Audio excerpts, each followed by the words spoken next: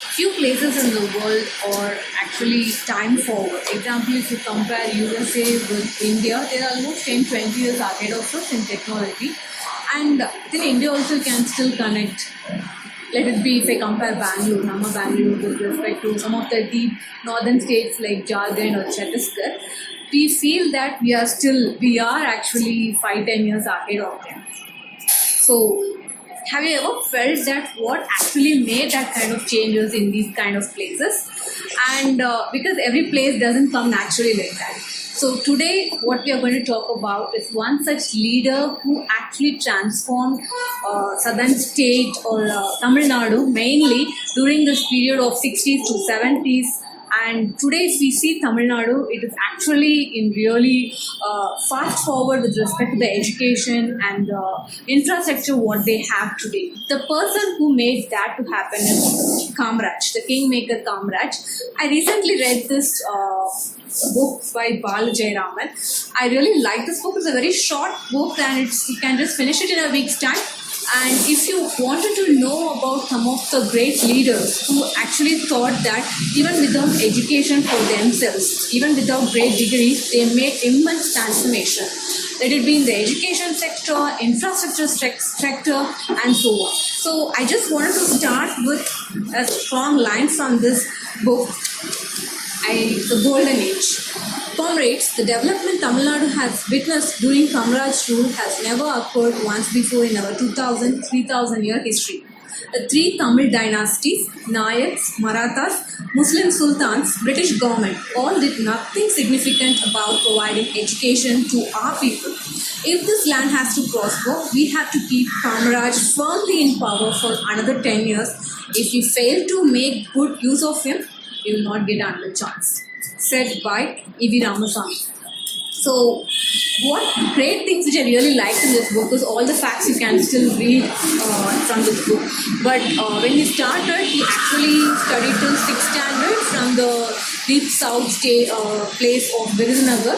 And as he lost his father in a very early age, he had to start with working in some of the small shops, and that's how he started. So for him, education is not a great luxury at all. That actually great thought in him made Tamil Nadu to become strong literate, a state which has a great literacy rate.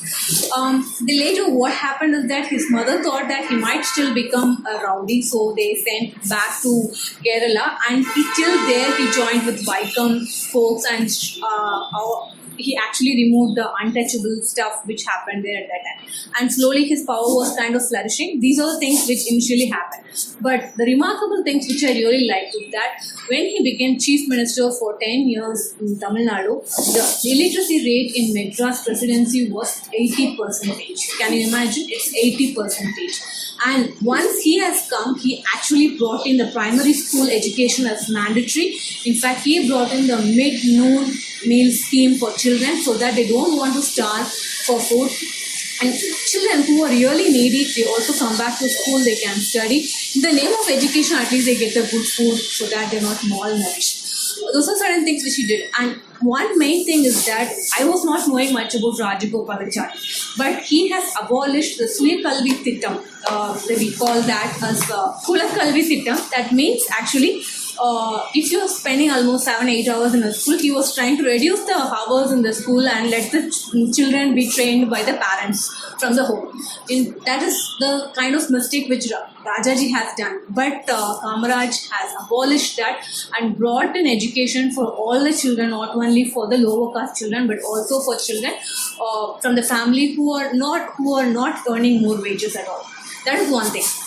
Next thing, he focused on the secondary school and even villages. There were almost 60,000 villages which was not having schools. He has taken that and made literacy thing to be important over there, school to be important. And later, not only with education he stopped, the other thing is that the industrialization. At that time, we have just spoken about agriculture, but he brought in the industrialization. Today, if you can see Ramco, Titan Industries, which you see today, is all because of privatization, which Kamaraj has brought in, and also the irrigation dams which has been built. A lot of old dams which we have today is all because of. I would say after him, there is no great reformer to think on that line to bring a great change in the education or into the infrastructure side of Tamil Nadu. So, as because of Kamaraj's great help, we have done today to this much in Tamil Nadu. And next, other things, they also speak about K-Plan.